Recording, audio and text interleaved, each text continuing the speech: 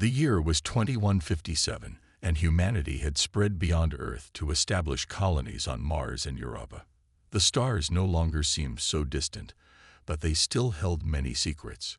One of those secrets was about to reveal itself.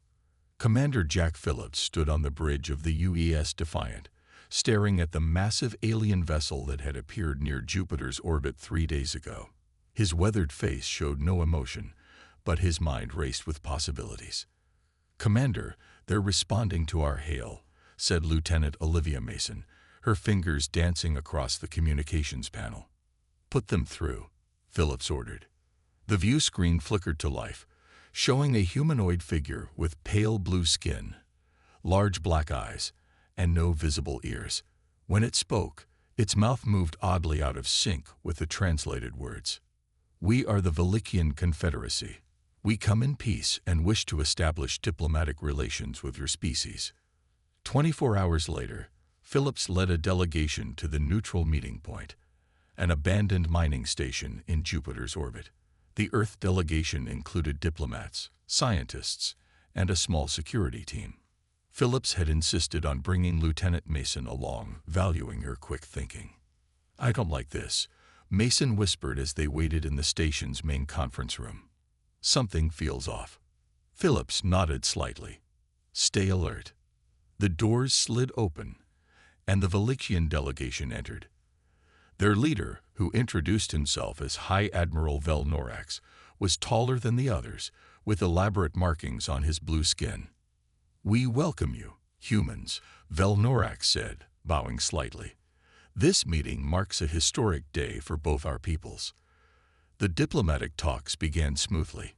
Earth's chief diplomat, Richard Keller, discussed trade possibilities and knowledge exchange. The aliens seemed particularly interested in human medical technology and history.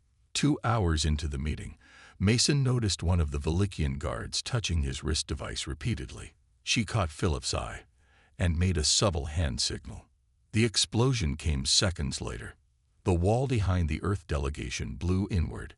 Phillips was thrown across the room, pain searing through his left side. Through the smoke, he saw armed Velikians rushing in. Not the ones from the diplomatic team, but soldiers in dark armor. "Ambush," Phillips shouted, pulling his sidearm. Protective formation around the civilians. The human security team responded instantly, forming a defensive position. The attack had clearly been planned to eliminate the Earth delegation quickly, but the Velikians hadn't counted on human reflexes and training. Mason dragged 2 injured diplomats behind an overturned table. "Commander," she called, pointing. Phillips looked down and realized his left arm was hanging by threads below the elbow, nearly severed by shrapnel. Blood pulsed from the wound. The Velikian soldiers paused, their weapons trained on Phillips. One of them spoke in their language, sounding confused. They clearly expected him to collapse. Instead, Phillips used his good arm to fire 3 precise shots, taking down the lead attacker. Mason hit the civilians to the shuttle. He ordered, voice steady despite the blood loss. "I'll cover you." "But sir, your arm." "That's an order, Lieutenant." The Velikian soldiers seemed increasingly bewildered as Phillips continued fighting. One shot hit his leg, but he remained standing, firing methodically. Mason led the diplomats through the emergency exit, while the rest of the security team provided covering fire. Phillips backed toward the exit, never stopping his defense despite his worsening condition. Inside the shuttle, the ship's medic rushed to Phillips as he finally collapsed into a seat. "Didn't think humans could keep fighting with injuries like that," the medic said, applying emergency tourniquets. "Didn't give me much choice," Phillips replied through gritted teeth. As the shuttle detached from the station, they could see more Velikian ships arriving. On the station's security feed, they watched the original Velikian diplomats arguing violently with the attack force leaders. "They didn't expect us to fight back like that," Mason observed. "Did you see their faces when you kept shooting after losing your arm?" Phillips nodded weakly. "Something tells me they've never encountered anything like humans before." The shuttle accelerated toward the UES Defiant, leaving behind a confused enemy and marking the beginning of humanity's first interstellar conflict. Aboard the massive Velikian flagship, science officer Skar studied the combat footage for the 12th time. The blue-skinned alien leaned closer to the screen, watching as Commander Phillips continued fighting despite his severed arm. "Impossible," Skatar muttered, pausing the image. The pain response should have triggered immediate shutdown. High Admiral Velinorax entered the laboratory, his tall figure casting a shadow over the workstation. "Tell me you have answers," he demanded. "These humans are different," Skatar said. "When we designed our weapons, we calibrated them to target pain centers that trigger the survival shutdown reflex. Every species we've encountered has this mechanism." "Every species until now," Velnorax corrected. "Show me the neural scans again." The screens displayed human brain activity during combat. Unlike the organized patterns of Velikian brains, the human minds showed chaotic but persistent activity even under extreme stress.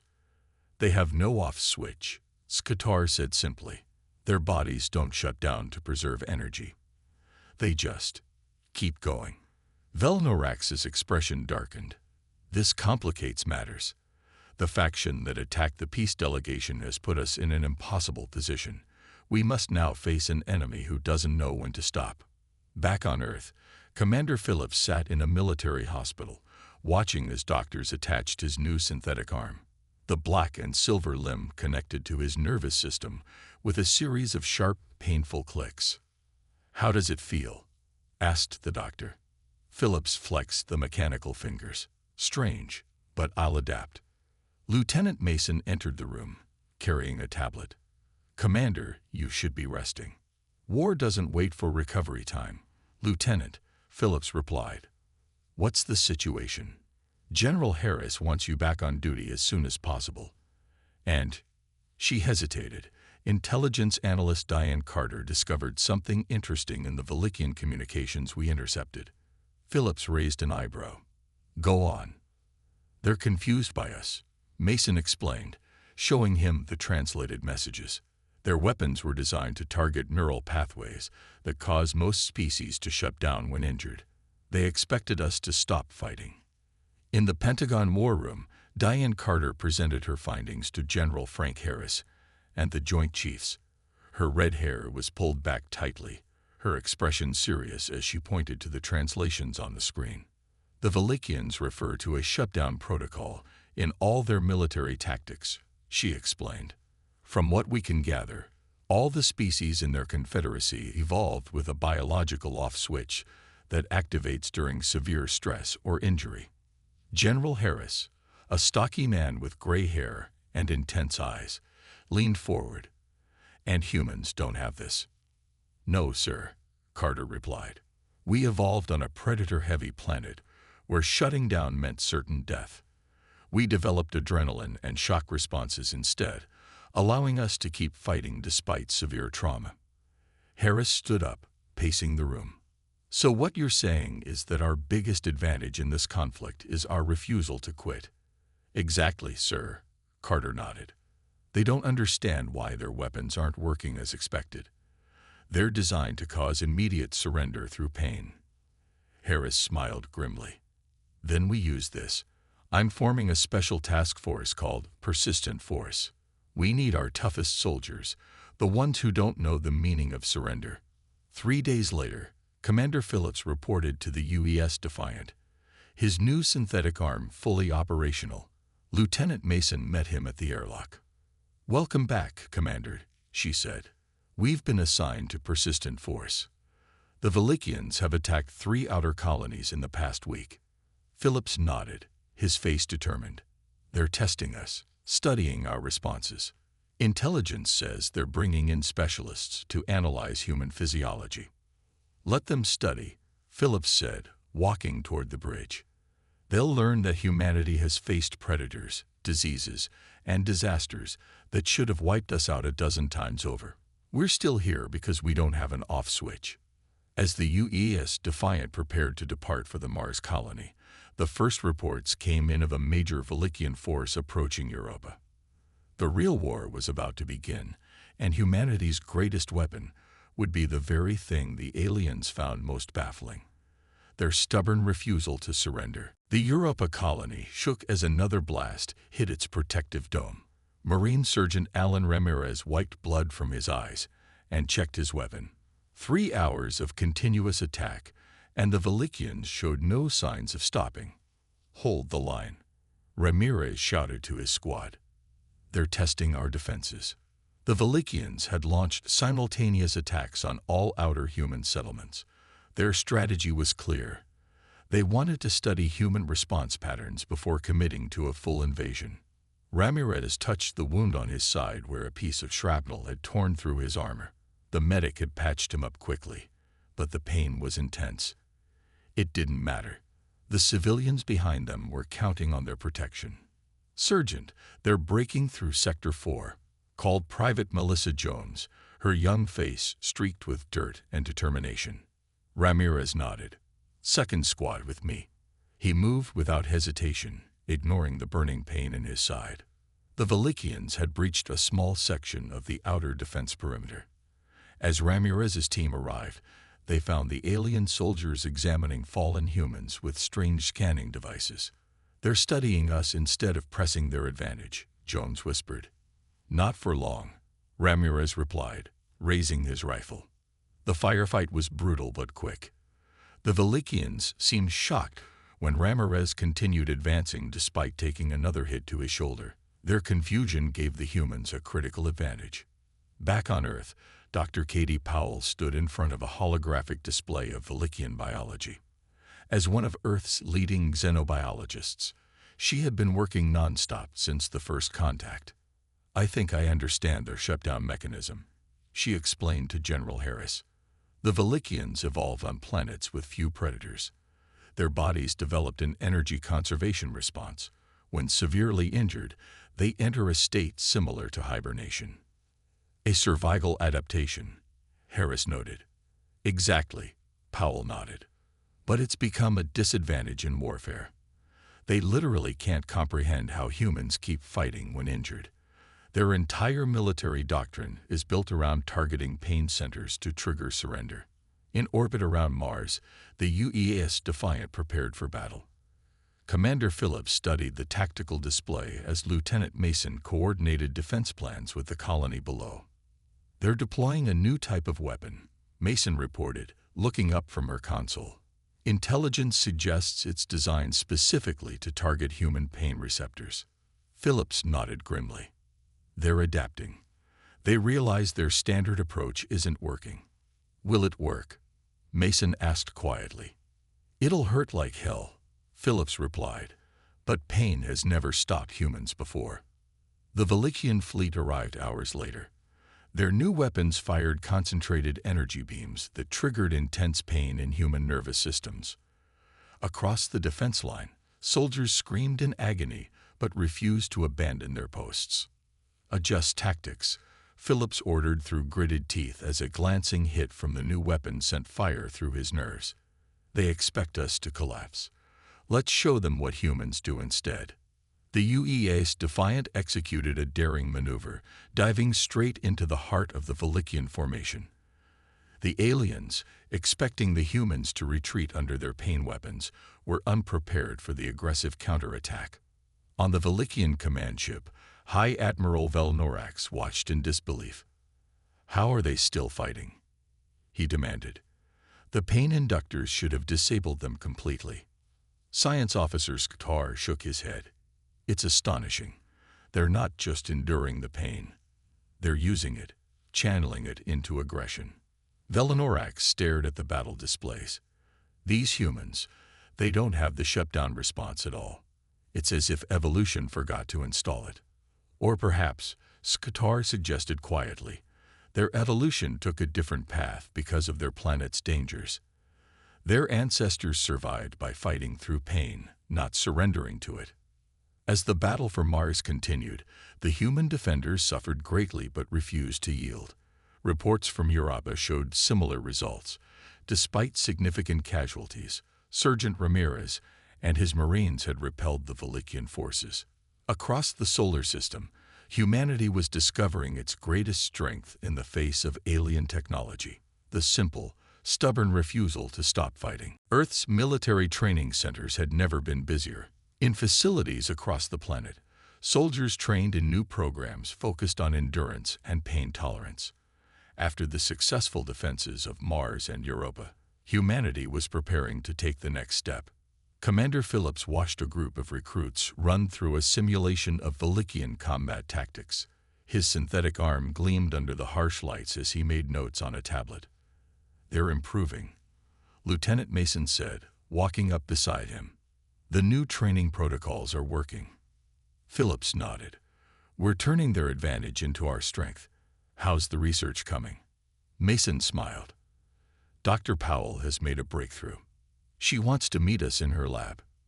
In her laboratory, Dr. Katie Powell stood surrounded by holographic displays of Velikian biology. Her eyes were tired from lack of sleep, but excitement radiated from her face. "I've identified their shutdown mechanism," she said as Phillips and Mason entered. "It's a specific neural pathway that triggers when their pain receptors reach a certain threshold. It evolved as an energy conservation technique on their low-danger home planets." "Can we use it against them?" Phillips asked. Powell nodded. "I've developed a non-lethal weapon that triggers their shutdown response directly. We can disable their forces without killing them. A humane way to end this war," Mason noted. "If they'll listen to reason," Phillips added. Space Station Alpha 7, positioned near Neptune's orbit, served as Earth's early warning system. Greg Hudson, the communications specialist, was the first to detect the large Velikian fleet approaching. "This isn't a probing attack," he reported to Earth Command. "This is a full invasion force." As he transmitted the warning, the station shook violently. Warning lights flashed as atmosphere vented from multiple breaches. The first Velikian assault team was already boarding. Hudson felt a sharp pain in his chest as debris struck him during the attack. Each breath became difficult. A collapsed lung, he realized. Still, he remained at his post, maintaining the critical communications link to Earth. "Stay online as long as possible," General Harris ordered over the comms. "We need to track their movements." "Yes, sir," Hudson replied, coughing blood onto his console. He ignored the pain, focusing only on his duty. When the Velikian soldiers finally broke through to the communications center, they found Hudson still transmitting data. The alien commander seemed confused by the human's persistence despite his obviously fatal injuries. "Why do you not shut down to preserve energy?" the Velikian asked.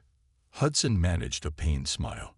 "That's not how humans work," he said, and continued transmitting until the end. Thanks to Hudson's sacrifice, Earth forces were prepared when the Velikian fleet reached Mars. The UES Defiant, now joined by 2 additional battleships, the UES Valiant and UES Intrepid, formed a defensive line. "They still don't understand what they're dealing with," Phillips told his crew. "Intelligence reports show they're referring to us as the Relentless in their communications." "A fitting name," Mason replied. The battle for Mars began with a massive Velikian assault. Their ships deployed the pain-inducing weapons again, but this time, the human forces were prepared. Special shielding reduced the weapon's effectiveness, and the soldiers had been trained to channel the pain into focus rather than distraction. For the first time, Dr. Powell's device was used in combat. The small, missile-like projectiles emitted a specific frequency that targeted the Velikian shutdown mechanism. Entire squads of alien soldiers suddenly collapsed into their hibernation state, effectively removing them from the battle without killing them. "It works," Mason exclaimed, watching the tactical displays. "We're turning their own biology against them." Phillips nodded, but his expression remained serious. "This is just the beginning. They'll adapt, just as we did." On the Velikian command ship, High Admiral Velnorax watched in disbelief as his forces were systematically disabled. "How did they discover our shutdown mechanism so quickly?" he demanded. Science officers Qatar studied the readings. "They're remarkably adaptive. Their lack of a shutdown response has forced them to develop other survival strategies, including understanding their enemies." Velinorax turned to his communications officer. Send word to the homeworld. Request the elite cater. We need forces specifically trained to fight these relentless ones. For the first time since the conflict began, human forces achieved a decisive victory. The UES Defiant and its companion ships successfully defended Mars' colony, forcing the Velikian fleet to retreat. Earth now had both a defensive advantage and a non-lethal weapon against their enemy. The tide of the war was beginning to turn. After weeks of defensive victories, Earth's military leadership decided it was time to take the fight to the enemy. Operation Endurance, humanity's first major offensive against the Velikian Confederacy, was about to begin. Commander Phillips stood in the briefing room of the UES Defiant, looking at the assembled strike team. These men and women had been selected for their exceptional endurance and adaptive thinking. Our mission is simple but dangerous, Phillips explained, pointing to the holographic display of a Velikian research vessel. We capture this ship intact. Intelligence believes it contains valuable information about all species the Velikians have encountered. Lieutenant Mason added, the ship has minimal defenses, but is located deep in Velikian-controlled space. We'll need to move quickly and quietly. The UES Defiant used Earth's newest stealth technology to approach the target. The Velikian research vessel floated in orbit around a small moon, its crew unaware of the approaching danger. Boarding teams ready, Mason reported as they moved into position. Dr. Powell's devices are primed and ready. Phillips nodded. Let's show them what humans can do when we're not just defending. The assault was swift and precise. Using the non-lethal shutdown devices, the human strike team disabled most of the Velikian crew without killing them. Only a few guards who had been fitted with protective gear offered resistance. In the ship's central database room, Mason worked quickly to download the alien information. Her eyes widened as she saw the scope of what they'd discovered. Commander, this is incredible, she said. They have data on hundreds of species across the galaxy, and every single one has some form of combat shutdown mechanism. Phillips looked over her shoulder. Are we really the only ones without it? According to this, yes, Mason replied.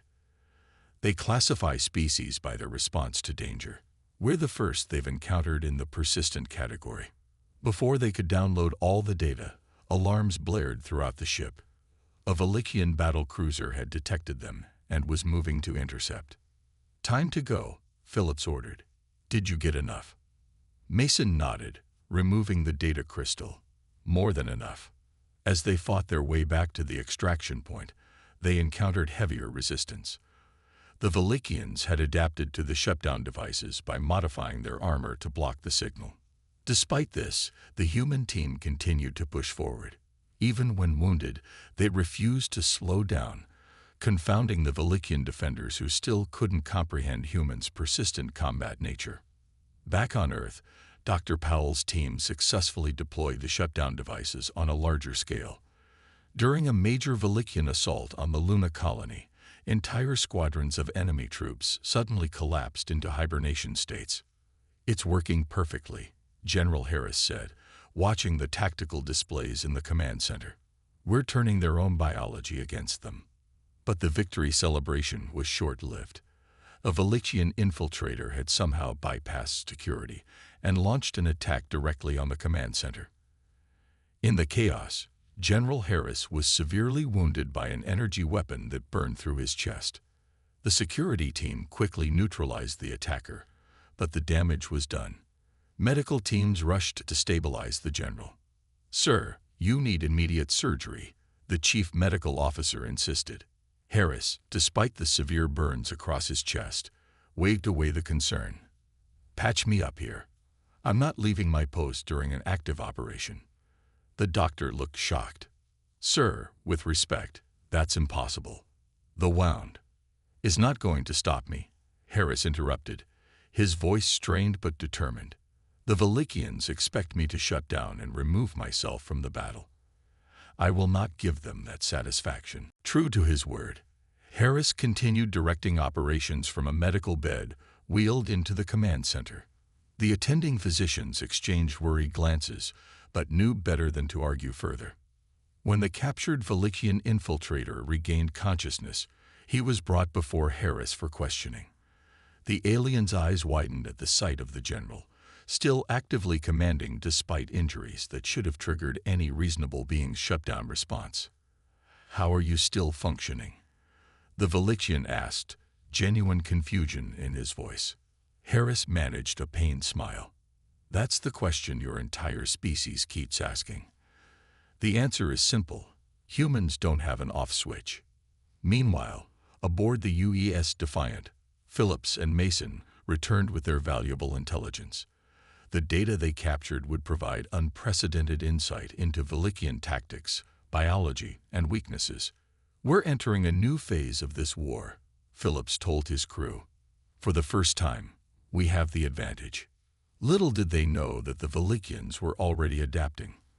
On their homeworld, a special force was being prepared, soldiers specifically trained to fight opponents who refused to shut down. Lieutenant Mason spent hours studying the data captured from the Velikian research vessel. Her eyes burned from lack of sleep, but the information was too important to wait. "You should rest," Commander Phillips said, entering the lab aboard the UES Defiant. Mason shook her head. "You need to see this first." She pulled up holographic images showing different alien species. "I've been working with Dr. Powell to understand the Velikian evolutionary history. It explains everything." Phillips studied the displays. "What am I looking at?" "The planets where Velikian Confederacy species evolved," Mason explained. "All three main species in their alliance developed on worlds with abundant resources and very few predators. They never faced the constant survival pressure that shaped human evolution." Dr. Powell joined them, adding, "Their shutdown mechanism evolved as an energy conservation adaptation. When faced with severe injury, they enter a hibernation state to heal. For most of their history, this was beneficial. Until they met humans," Phillips said, understanding dawning on his face. "Exactly," Powell nodded. "We evolved on a predator-filled death world by comparison. Our ancestors who kept fighting despite injuries were the ones who survived and passed on their genes." This information changed Earth's strategy. Military leaders began implementing psychological warfare tactics that exploited the aliens' growing fear of human persistence. During combat engagements, human forces would deliberately continue fighting despite injuries that the Velikians expected to be debilitating. Even simple recordings of wounded humans still in combat caused confusion and fear among Velikian troops. On the Velikian command ship, High Admiral Velinorax faced growing dissent among his officers. "These humans are unnatural," argued Commander Skavash. "They continue fighting when all logical species would shut down to preserve energy. We should withdraw and isolate their system." "Cowardice," replied Military Director Kelfar. "We simply need more extreme measures. Planet-killer weapons would solve this problem quickly." Velinorax silenced them both with a gesture. "The humans have shown remarkable adaptation. They've already developed weapons that trigger our shutdown response.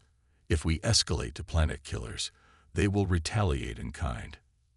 Science Officer Sktar, who had been quietly studying human behavior, spoke up. "I believe we've been approaching this incorrectly. The humans' persistence isn't just physical, it's cultural. They value this trait and celebrate it in their history and stories." Meanwhile, Commander Phillips prepared for his most dangerous mission yet. Earth Command had developed a plan to place special beacon devices throughout Velikian territory. These beacons would provide critical intelligence and targeting data for future operations. "This is a one-way mission," Phillips told his volunteer team. "We'll be dropping small teams on 12 different locations deep in enemy space. Extraction may not be possible for weeks or months." To everyone's surprise, more soldiers volunteered than were needed. The mission required extreme endurance, stealth, and the ability to operate alone in hostile territory, qualities that humans excelled at.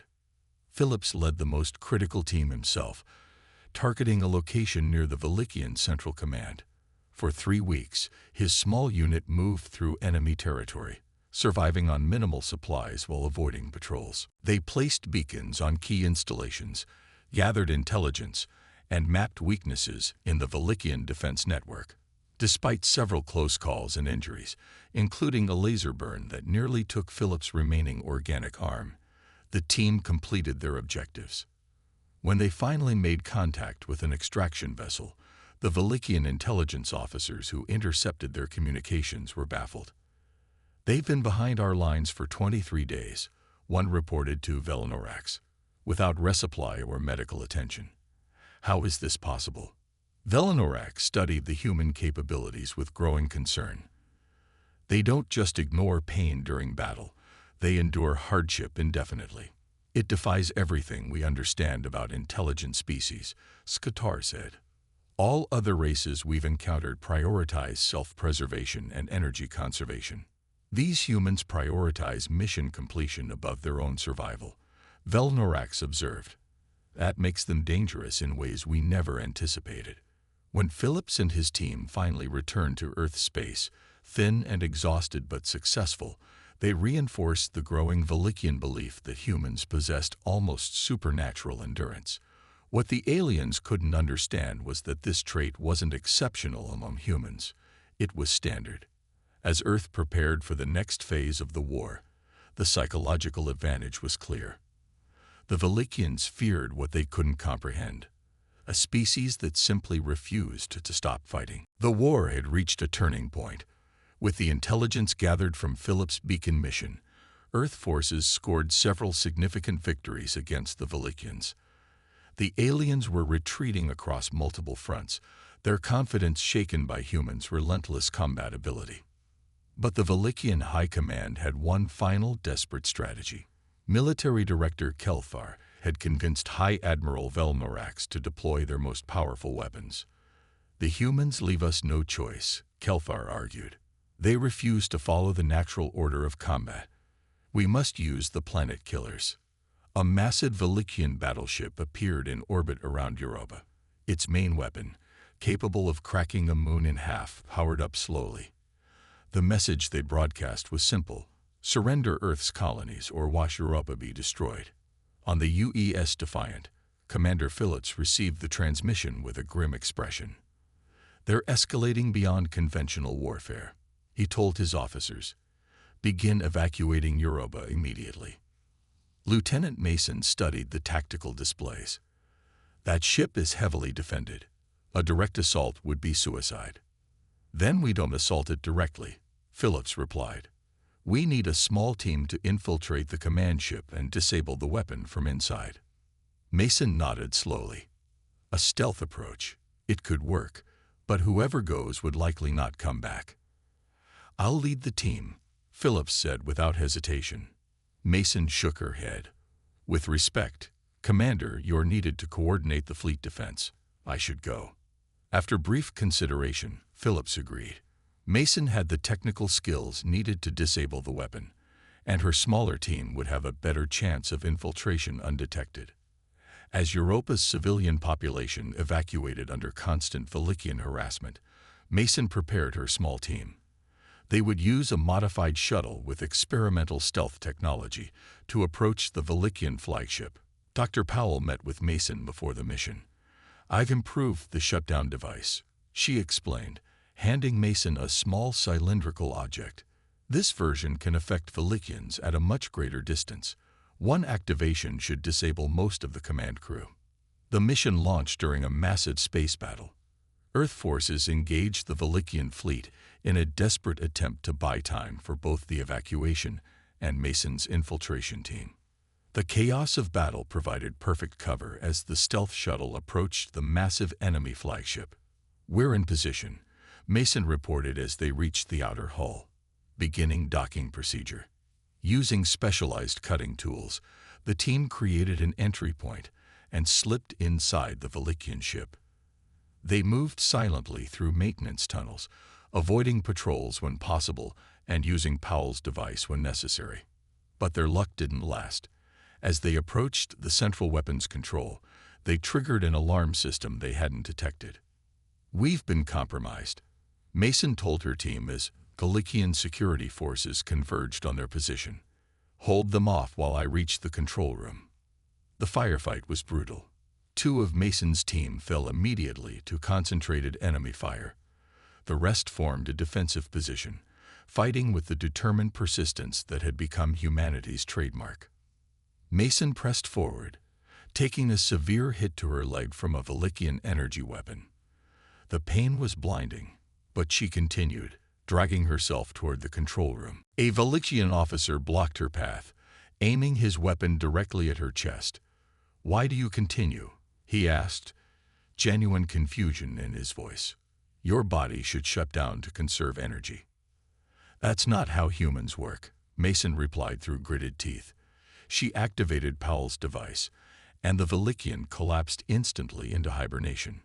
Inside the control room, Mason found what she needed: the main weapons control console.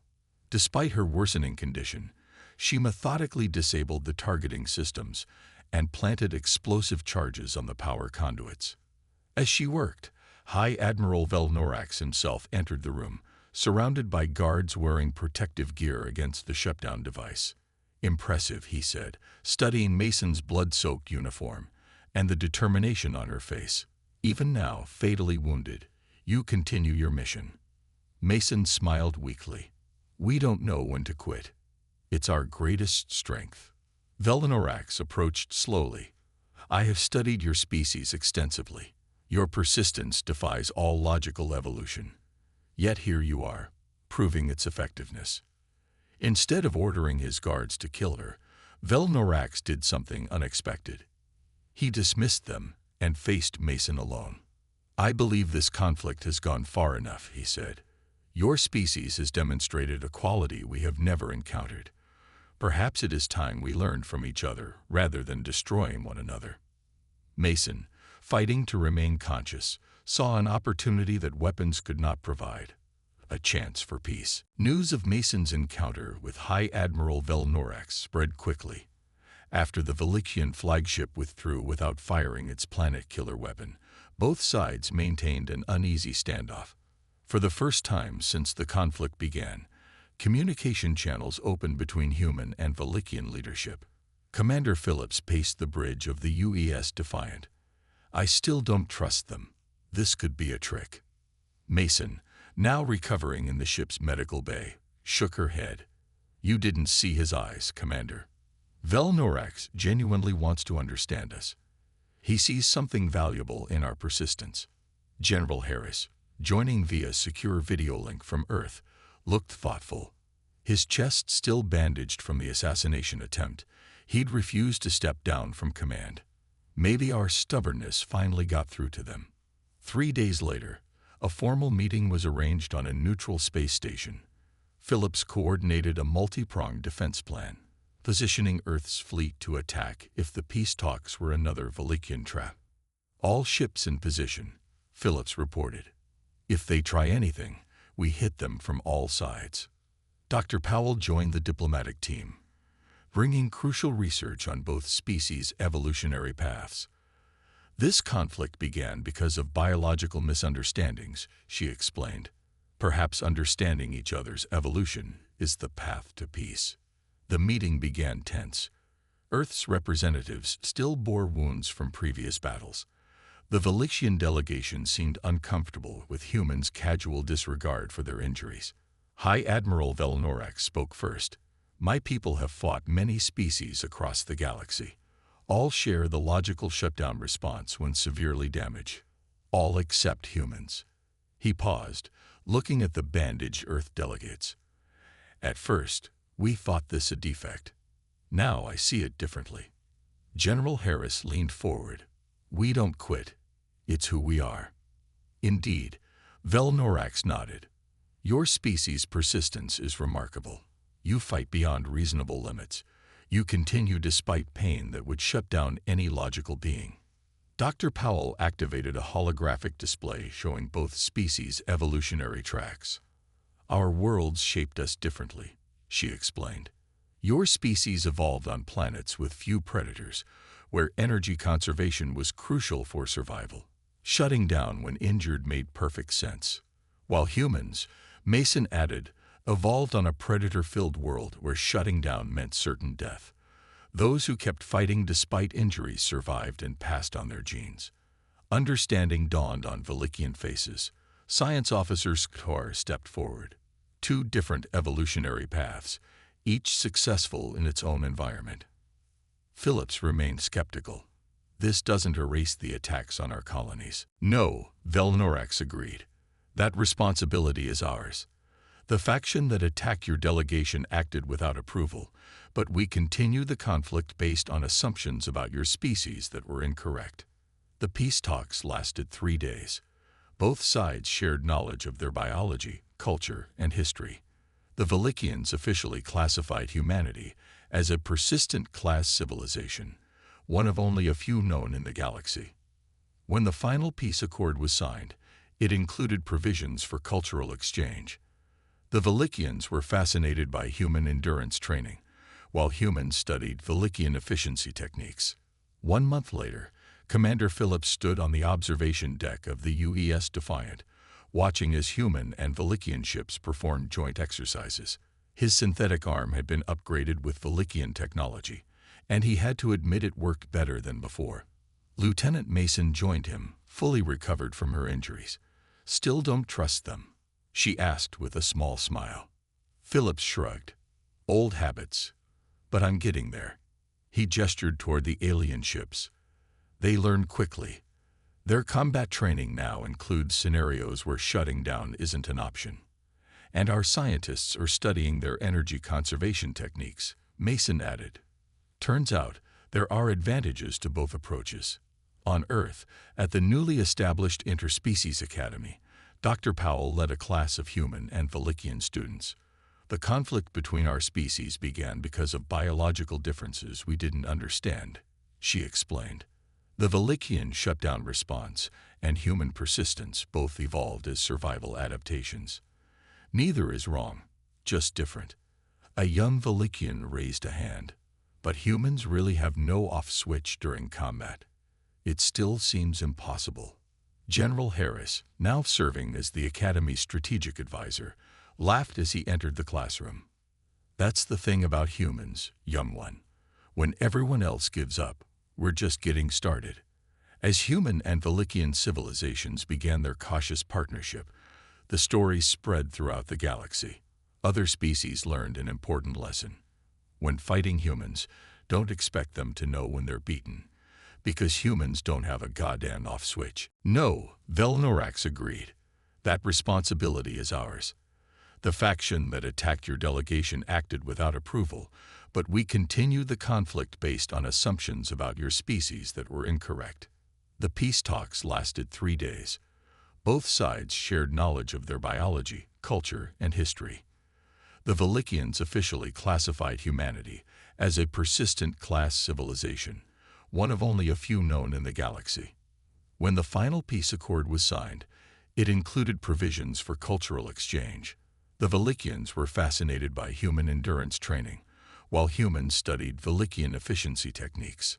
1 month later, Commander Phillips stood on the observation deck of the UES Defiant, watching as human and Velikian ships performed joint exercises. His synthetic arm had been upgraded with Velikian technology, and he had to admit it worked better than before. Lieutenant Mason joined him, fully recovered from her injuries. "Still don't trust them?" she asked with a small smile. Phillips shrugged. "Old habits, but I'm getting there." He gestured toward the alien ships. "They learn quickly. Their combat training now includes scenarios where shutting down isn't an option. And our scientists are studying their energy conservation techniques," Mason added. "Turns out there are advantages to both approaches." On Earth, at the newly established Interspecies Academy, Dr. Powell led a class of human and Velikian students. "The conflict between our species began because of biological differences we didn't understand," she explained. "The Velikian shutdown response and human persistence both evolved as survival adaptations. Neither is wrong, just different." A young Velikian raised a hand. "But humans really have no off switch during combat. It still seems impossible." General Harris, now serving as the Academy's strategic advisor, laughed as he entered the classroom. That's the thing about humans, young one. When everyone else gives up, we're just getting started. As human and Velikian civilizations began their cautious partnership, the story spread throughout the galaxy. Other species learned an important lesson. When fighting humans, don't expect them to know when they're beaten, because humans don't have a goddamn off switch.